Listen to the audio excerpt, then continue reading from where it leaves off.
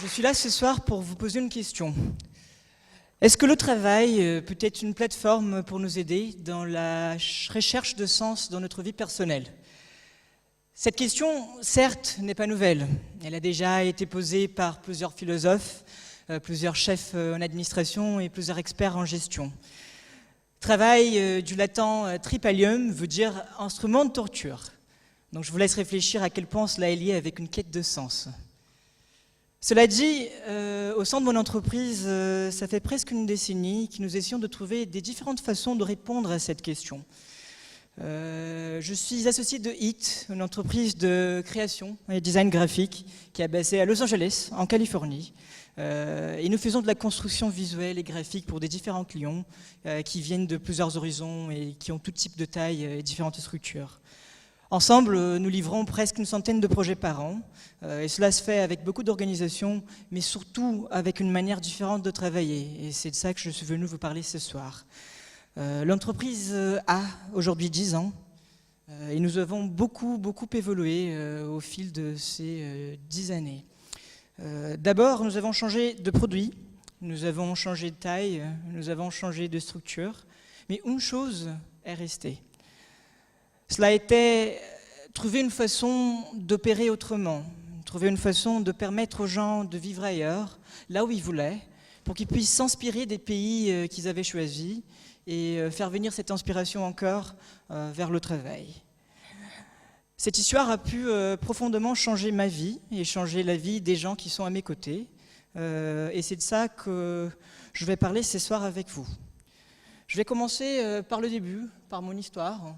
Je suis brésilien, j'ai 27 ans, je suis né au sud du Brésil et tout a commencé pour moi en 2008.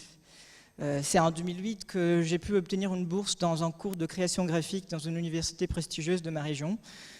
Et c'est comme ça que je suis tombé amoureux de la création, de la photographie et de l'art. Pour pouvoir continuer, je me suis battu pour obtenir la première place dans l'examen d'admission de cette même université parce que je n'avais pas les moyens pour financer mes études. J'ai beaucoup travaillé, je l'ai eu, et cette université m'a donné deux grandes opportunités. J'ai pu venir en Europe pour la première fois grâce à ça. Je suis arrivé d'abord en Espagne grâce à un prix, et après à Paris, par un échange universitaire. Je suis arrivé à Paris à 19 ans avec un rêve dans le cœur et pas grand-chose dans mes poches. J'avais 19 ans, je ne parlais pas français, j'avais pas de moyens et je connaissais personne. Pour subsister, je faisais des petits travaux en ligne, ici et là. Je codais des sites, j'écrivais pour des blogs de mode. Je faisais aussi de la recherche de comportement sur l'Internet. Je faisais partie de cette génération qui a vécu les années de la révolution numérique, qu'on a déjà tant analysé et tant expliqué. Et en essayant de trouver du boulot et des petits travaux ici et là, j'ai été mis en contact avec deux Brésiliens qui, eux aussi, en ligne, essayaient de subsister dans le même chemin que moi, à Los Angeles, aux États-Unis. De leur côté, ils essayaient d'implanter une opération là-bas pour vendre des services de création graphique à des clients californiens. On a commencé à travailler ensemble dans un premier projet, qui est vite devenu un deuxième, un troisième, un quatrième, et une grande amitié s'est construite. Ce qui nous séparait était l'océan Atlantique et 9 heures de décalage, mais ce qui nous liait était bien plus simple. C'était une envie d'utiliser le travail comme une plateforme pour nous permettre de vivre dans les pays qu'on avait choisi de vivre et pour mener une vie qui était cohérente avec cette quête de sens et cette quête de personnalité qui nous était propre à ce moment-là. L'histoire est passée très vite. Je suis rentré au Brésil pour finir mes études et j'ai eu l'occasion aussi d'aller à Los Angeles rencontrer ces deux qui, quelques années plus tard, sont devenus mes associés. En rentrant au Brésil aussi, tout ce processus a beaucoup inspiré le travail qu'on faisait. On a beaucoup voyagé, on a beaucoup connu le monde et l'entreprise s'adaptait à chaque fois à la façon comme on vivait pour nous permettre de voir de nouveaux horizons. Il y a une période assez difficile en 2014 que j'appellerais une réinvention, car c'est un moment où nous avons fait faillite. Cela a été un processus très difficile pour nous. Nous nous sommes séparés. On s'est mis de côté et on a décidé de recommencer. C'est en répartant de zéro que nous nous sommes inspirés des échecs qui étaient commis avant et nous avons décidé de commencer du début. Ce qu'on n'avait pas compris à ce moment-là et ce que j'ai compris quelques années plus tard, c'est que je grandissais comme être humain, on évoluait comme personne et l'entreprise, elle aussi, elle s'adaptait à notre propre évolution. Moi, j'ai décidé de rentrer en France parce que pour moi, ça c'était l'endroit où j'ai pu trouver du sens et tout a commencé. Je me souviens de parler avec mon meilleur ami dans les rues de Paris, il me disait « Qu'est-ce que tu fais là ?» Et je lui disais « Je suis là pour être fier de mon histoire à nouveau ». On s'est inspiré de tous ces échecs et on a décidé de tout reconstruire, on a décidé de tout changer. On a décidé de changer la façon comment on faisait la tarification, la façon comment on contrôlait le temps, la façon comment on avait des relations avec les clients. Mais en arrivant à Paris, vous devez imaginer à ce moment-là que je n'avais aucune piste de comment implanter mon opération ici. Moi, j'étais jeune étudiant en cinéma à Paris 8. Et par hasard, j'ai reçu un email de l'Université Paris-Nanterre qui me disait vous êtes étudiant, vous avez un projet entrepreneurial, venez à Nanterre pour le programme étudiant-entrepreneur. Je m'y suis déplacé, j'ai été accepté dans ce programme. Et heureusement, j'ai retrouvé des gens qui m'ont aidé avec plusieurs choix. Des choix fiscaux, des choix stratégiques, et aussi avec toutes les questions de papier et d'autres questions que je pourrais retrouver à ce moment-là. J'ai aussi fait des très belles rencontres et aujourd'hui je garde des amitiés assez profondes avec d'autres jeunes entrepreneurs que j'ai pu rencontrer ici et qui eux aussi faisaient face aux mêmes difficultés que moi, comme par exemple la solitude ou le manque de moyens, le manque de plusieurs choses. Ensemble avec mes associés, encore une fois, on s'est mis à refaire tous ces éléments-là, mais une chose nous avons gardé, c'était un nouveau mode de travailler. Nous voulions à la fois maintenir cet aspect qui nous permettait de vivre là où on voulait, mais faire une progression à ce que ça soit possible à tout le monde qui travaille avec nous. L'entreprise, elle évoluait, on avait de nouveaux membres dans l'équipe. Et ce qu'on voulait faire, c'était d'améliorer ces processus, c'était d'améliorer cette façon de faire pour que d'autres personnes soient capables de vivre le même rêve que nous. Nous avons augmenté notre structure et à un moment, nous nous sommes rendus compte que ce que nous rendait forts, c'était nos différences. Notre structure était en fait un partage de différentes façons de voir le monde et différentes façons de voir la vie. On était plusieurs, mais on était aussi pluriels. Et c'était cette pluralité qui était notre force. On était anciens kinés, attachés de presse, graphistes, photographes, chercheurs académiques. Et ensemble, ce dialogue constant sur les différentes manières de voir le monde a créé une espèce de lien, une espèce de tissu commun qui nous unissait.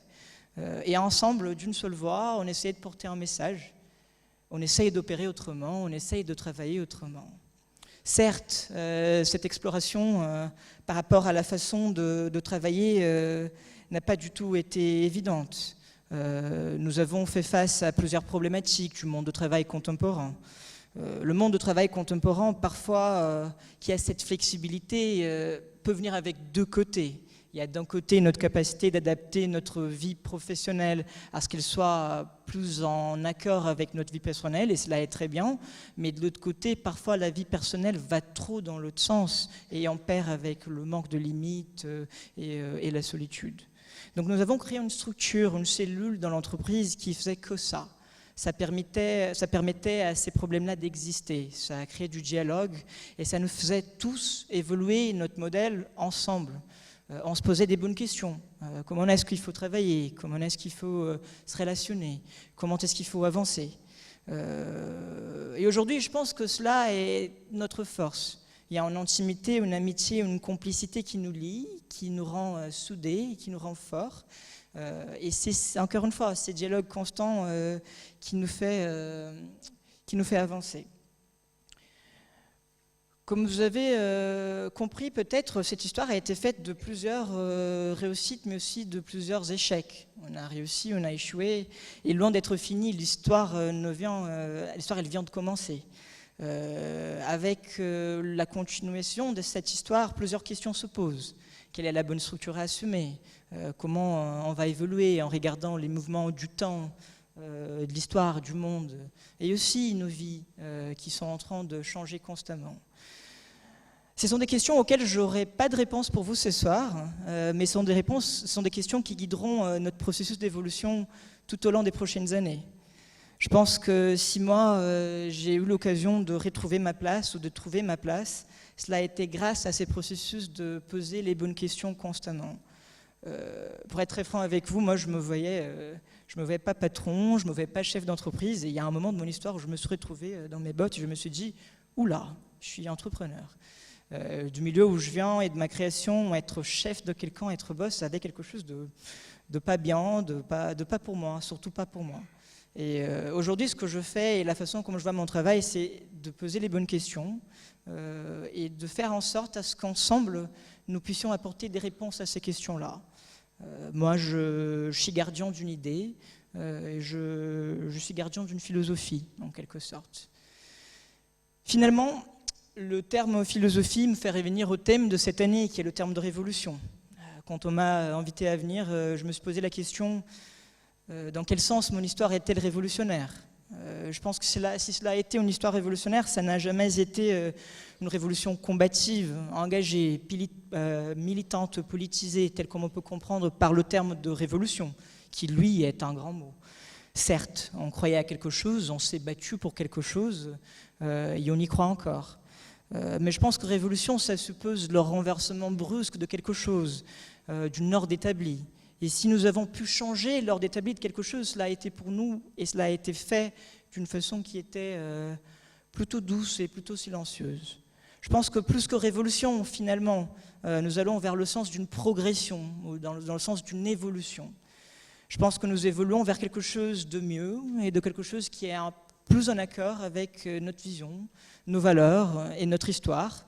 Et ben, c'était cette vision, ces valeurs et cette histoire que je suis venu partager avec vous ce soir. Merci.